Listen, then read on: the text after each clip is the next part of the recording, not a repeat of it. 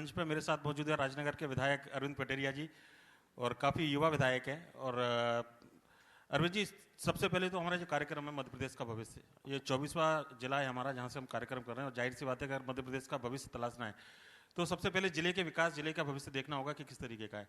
छतरपुर की बात करें, काफ़ी ज़्यादा पोटेंशियल है पूरी दुनिया में, खजुराहो की वजह से, जहाँ से आप विधायक है पूरी दुनिया में उसका नाम है। अभी तक का कार्यकाल कैसे देखते हैं अपने कार्यकाल को अभी तक के?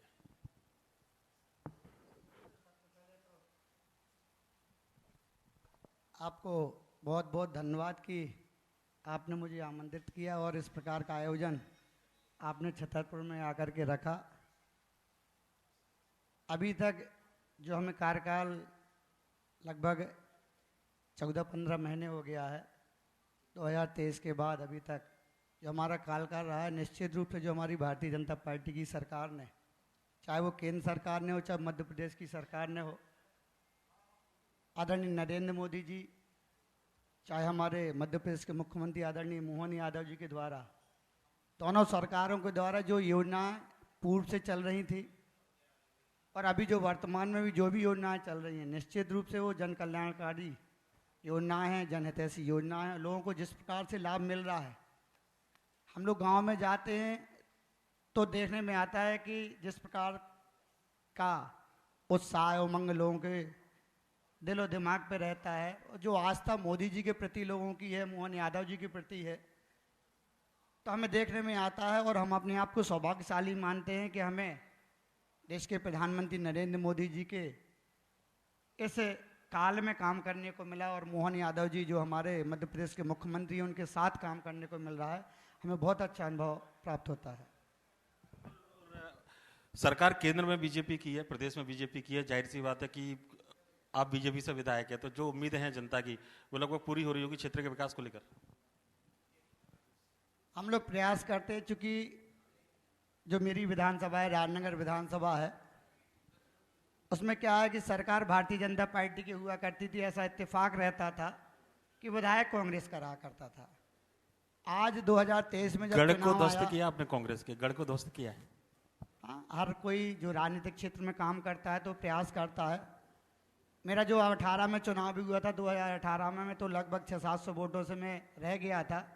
मैंने 5 साल जनता के बीच में जाकर के मेहनत की और जनता ने मुझे आशीर्वाद दिया, और मैं 23 में जो भारतीय जनता पार्टी को उस राजनगर विधानसभा में सफलता मिली, तो हम राजनगर विधानसभा में और जो मुझे काम करने को मिला, तो मैं प्रयास करता हूँ कि जो छोटी हुई जो योजना है, निश्चित रूप से जहाँ पर सरकार का विधायक होता है तो काम अलग दिखता है, और विपक्ष का विधायक रहता है तो वो अलग दिखता है, और नेता की भी सक्रियता निष्क्रियता पर भी डिपेंड करता है क्षेत्र का विकास।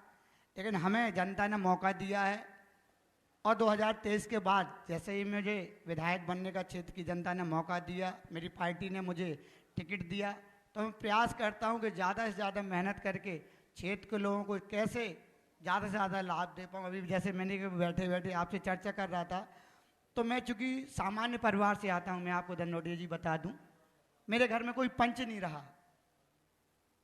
ईश्वर ने, जनता ने और पार्टी ने मुझे आशीर्वाद दिया, मैं सीधे विधायक बना, तो मैं अपने आप को सौभाग्यशाली मानता हूँ। मैं कहता भी हूँ कि मुझे ईश्वर ने इतना दे दिया, पार्टी ने इतना दे दिया, बस मैं अब अपनी जो जिम्मेवारी है वो सही ढंग से निभा पाऊँ। और मैं मानता हूँ और मैं ये समझता भी हूँ कि मेरी क्षेत्र की जनता कहीं ना कहीं जो हमारी सरकार के द्वारा चलाई जाने वाली योजनाएं थी उससे कहीं ना कहीं अछूती रहती थी, उसको पूरे लाभ नहीं मिल पाते थे। और आज मैं जाकर के, आज जैसे मैं कार्यक्रम करके आया, तो ये बीज वितरण का कार्यक्रम है, ये कोई ऐसा नहीं है कि हमें सरकार से तय किया गया हो। हाँ, बस मेरे मन में आया कि जो सरकार की योजना है बहुत छोटा कार्यक्रम है विधायक के लिए, कि गांव में जाकर के बीज बांटे वो किसानों को। मैं बता दूं जरा, अभी चर्चा चल रही थी विधायक जी के साथ में, बीज किसानों को जो बीज मिलते हैं, आमतौर पर होता है कि किसानों को लाभ नहीं मिल पाता। विधायक जी अपने क्षेत्र में गए, आज 3 गाँवों के अंदर कार्यक्रम उन्होंने किया, उन्होंने बताया लगभग 3,500 किसानों को बीज दिलवा के आए हैं। 3 नहीं, ये 20वां गाँव था जो आज मैंने कंप्लीट किया है। लगभग 5 दिनों से मैं इस प्रकार का कार्यक्रम कर रहा हूँ। मेरा ये मानना रहता है कि ऐसे बीज मिलता था, सरकार की योजना है, हाँ जाते थे लोग, लेकिन हाँ हम तो कहते 2,000 भी ले लेते होंगे, लेकिन आज मैं 1,500 और प्लस कर पाया, तो मैं अपने आप को सौभाग्यशाली मानता हूँ कि मेरे द्वारा भले ही उनको 5-5 बीज उत्पादन करने के लिए सरकार की योजना है, लेकिन 1,500 जो बड़े हैं तो कहीं ना कहीं हमारे प्रयास के कारण बड़े हैं कि किसानों को 1,500 लोगों को और लाभ मिल पाए। तो ऐसा ही एक छोटा सा उदाहरण है। तो मैं इसलिए बता रहा हूँ कि ये अंतर होता है। एक राजनीति या जनप्रतिनिधि की सक्रियता के कारण लोगों को लाभ मिलता है, और सरकार की जो जनहितैषी योजना है वो लोगों तक पहुँच पाती हैं।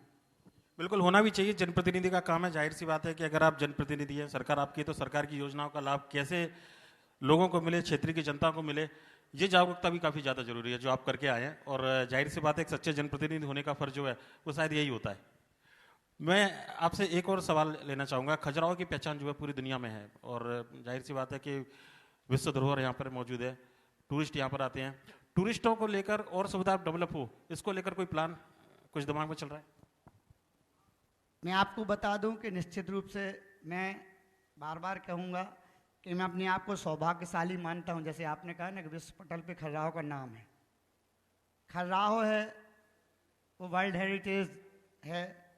हमारे देश नहीं विदेशों से लोग आते हैं, और आजकल हमें ये आपको बता दूं, बताने में खुशी भी है कि जो डोमेस्टिक जो हमारे देश के जो पर्यटक हैं वो अब कम नहीं हैं।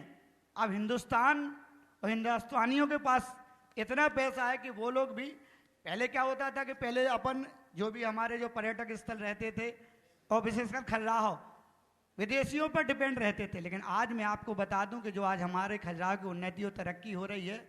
और एक आपको पता है कि हमारे, फिर सौभाग्यशाली हूँ कि जो हमारे गुरुजी आप जानते हैं बागेश्वर धाम जो गढ़ा, वो मेरी विधानसभा में आता है। तो उसका भी बहुत बड़ा अंतर है कि आज उनके कारण जो देश विदेश से लोग आते हैं, तो खजुराहो और बागेश्वर धाम जो दोनों जो हमारे विश्व पटल पे आप नाम है, दो ऐसे कहना चाहिए कि स्मारक या एक तरीके से धाम ऐसे जो जिसकी पूरी दुनिया में पहचान है, वो आपके पास मैं आपको बता रहा हूँ ना कि मैं अपने आप को सौभाग्यशाली मानता हूँ कि मुझे दोनों स्थानों की सेवा करने का मौका मिला।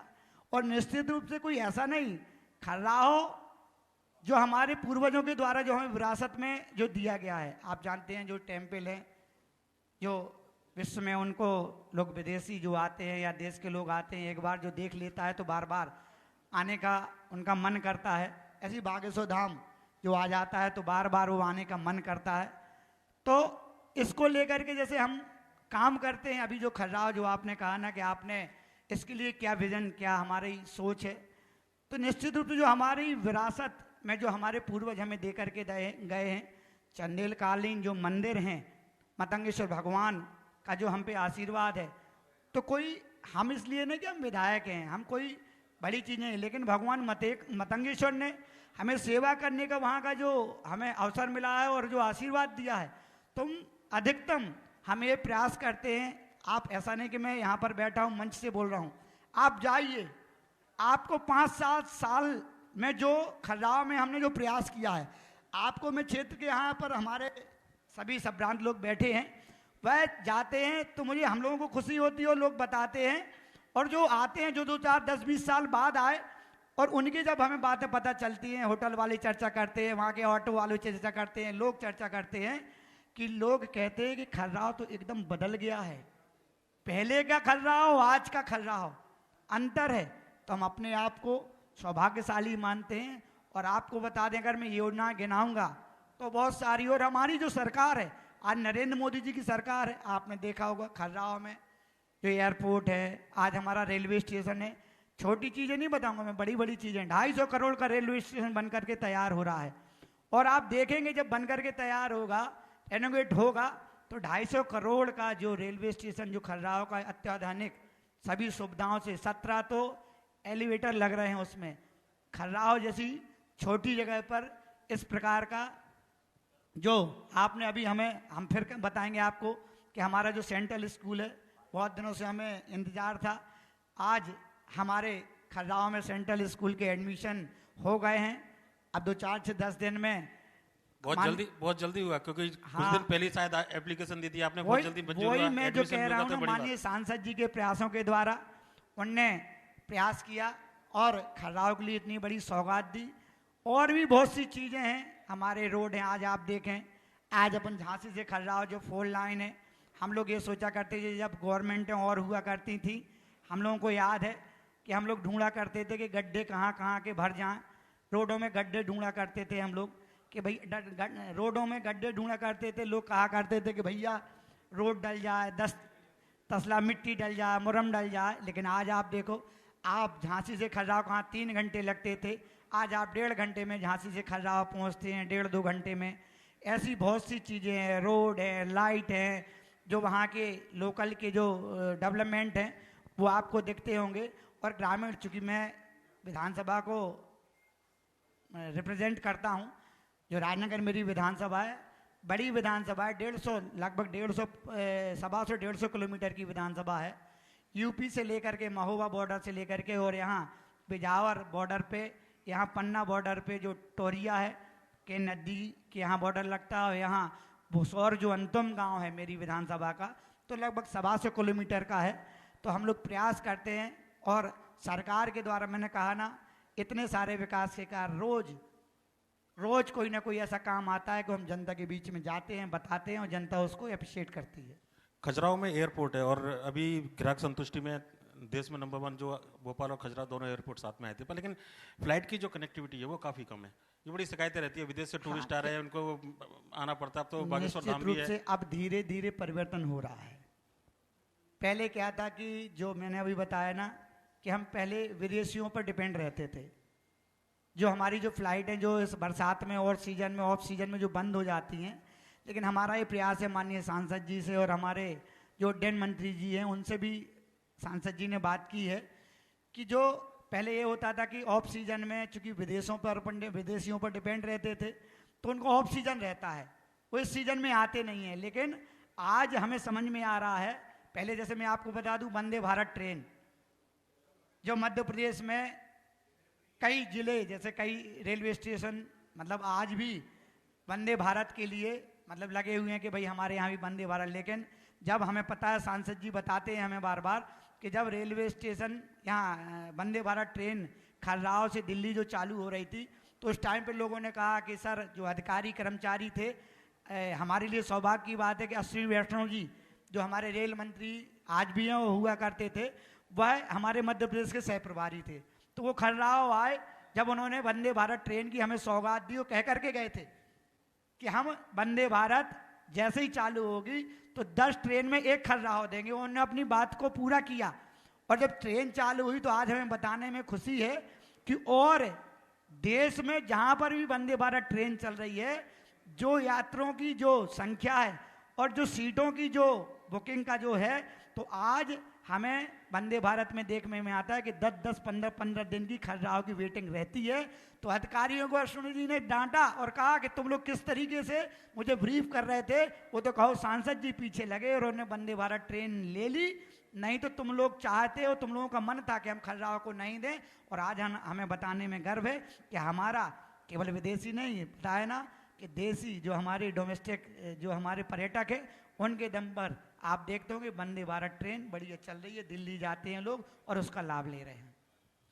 बुंदेलखंड की जो तस्वीर थी, अभी चर्चा कर रहे थे, इससे पहले आपके पूर्व जिलाध्यक्ष थे, तो बता रहे थे कि बुंदेलखंड की जो पहचान थी, पहले सूखे को लेकर पहचान थी, गरीबी को लेकर पहचान थी, पलायन को लेकर पहचान थी। पर पलायन की तस्वीर आज भी हम पढ़ते हैं, बिल्कुल स्टोरियाँ पढ़ते हैं, देखते हैं कि बुंदेलखंड से पलायन ज़्यादा हो रहा है। सूखे की स्थिति के लिए केंद्र विभाग बड़ी योजना आने वाली है। हालांकि इस बार तो इंद्रदेव भी मेहरबान है, पूरे छतरपुर में नजर आ रहा है, बिल्कुल हम भी 2 दिन से यहीं पर हैं। ये स्थितियाँ कैसे बदलें, किस तरीके का स्थितियों में बदलाव आना चाहिए? निश्चित रूप से जो आपने मुद्दा पकड़ा है पलायन का, और इसके लिए बुंदेलखंड बदनाम भी था, लेकिन अब वो बात नहीं है। बुंदेलखंड अब पिछड़ा बुंदेलखंड नहीं है, सूखा बुंदेलखंड नहीं है, क्योंकि सरकार की जो योजनाएं हैं, जो सरकार ने लोगों के लिए किया है, चाहे वो सिंचाई के माध्यम से, नहरों के माध्यम से, डैम जो हमारे क्षेत्र में आए हैं, नहरें गई हैं, कुआं सरकार के द्वारा जो कुएं जो हितग्राहियों को दिए गए हैं, जो सिंचाई की सुविधा है या जो काम है। पहले क्या हुआ करता था कि लोगों के पास रोजगार नहीं थे, और रोजगार तो ठीक है, लोगों के पास आज सरकार के द्वारा जो लाभ दिए जा रहे हैं वो सीधे जनता को मिल रहे हैं। जनता को कैसे मिल रहे हैं आप देख रहे होंगे, पहले लोगों के पास पैसा नहीं था, खाने के लिए नहीं था, इलाज के लिए नहीं था, पढ़ाई के लिए नहीं था, कुछ भी नहीं था। केवल केवल सरकारें क्या सरकारें बनती थी और केवल अपनी जेबें भरा करती थी। आज सरकारें बनती हैं तो अपनी नहीं, जनता की जेबें भर रही हैं। आप देख लेना, आज गांव में जाओ, आज जैसे पलायन, आप मैं उदाहरण दे रहा हूं और मैं इस चीज को इसीलिए नकार रहा हूं। आज हमें गांव में मजदूर क्यों नहीं मिलते? आप बताओ, मजदूर पहले कैसे रहते थे? पहले कह रहे पलायन, पलायन इसलिए केवल कटाई के लिए मजदूर मिलते थे और फिर वो दिल्ली चले जाते थे, जम्मू चले जाते थे।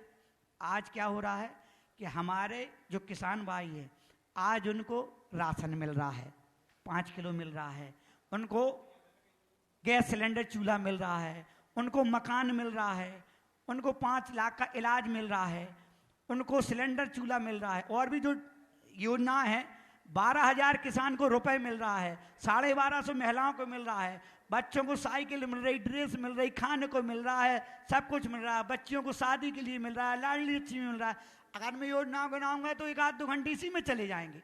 तो जो लोगों के लिए खर्चे के लिए, दैनिक जीवन के लिए जो आवश्यकताएं थी वो आज पूरी हो रही हैं।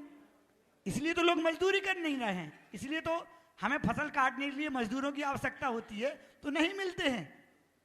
अगर उनसे बात करो कि भैया मजदूरी को चलना है, वो कहते हैं हमारे यहाँ चलो। क्यों? क्योंकि आज जमाना बदल गया है, मोदी जी का जमाना है, सरकार दे रही है। आज उनके पास 5 भाई हैं, 12 पंचे 60,000 का महीना घर में फ्री का आ रहा है। महिलाएं हैं, 4 महिलाएं, 1250 के हिसाब से 5,000 रुपये हो गया महीने का। तो 12.5 के हिसाब से आप बोलो 12 महीने के 12 पंचे 60 वो गए, ऐसे 1,20,000 एक परिवार में आ रहा है। और भी अभी छोड़ दिया ना 650 जो वृद्ध आ रही, विधवा आ रही, विकलांग आ रही, ये हैं। तो ऐसे मिला करके लोगों की जेबों में आज पैसा आ रहा है और लोग पलायन करने से, और ये तो हो गया डायरेक्ट जो खाते में जा रहा है, और जो योजनाएं आ रही आज जैसे केन बेतवा आई, हमारा 1 लाख करोड़ की जो योजना आई, आप सोचो ना कहाँ बुंदेलखंड सूखा होने वाला है। मोदी जी उद्घाटन करके गए, कब की योजना? कांग्रेस को दिखाई नहीं दिया कि बुंदेलखंड सूखा है, केवल भाषणों में चिल्लाते थे बुंदेलखंड सूखा, बुंदेलखंड सूखा। तो तुम क्या क्या रहे थे?